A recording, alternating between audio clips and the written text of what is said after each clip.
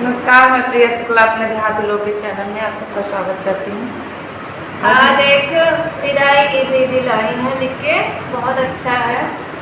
वो दुल्हन के ऊपर है, किसी की जब एक लड़की की शादी होती है, अपने ससुराल जाती है, तो ससुराल में जब पहुँचती है तो वहाँ के लोग बहुत खुश होते हैं, लेकिन ये नहीं समझते हैं कि ये दुल्हन अपने मायके में क्या क्या छोड़ के आ गई है बेचारी, अपने माँ बाप को, अपना पूरा फैमिली। छोटा बाबुल का देश मैं तो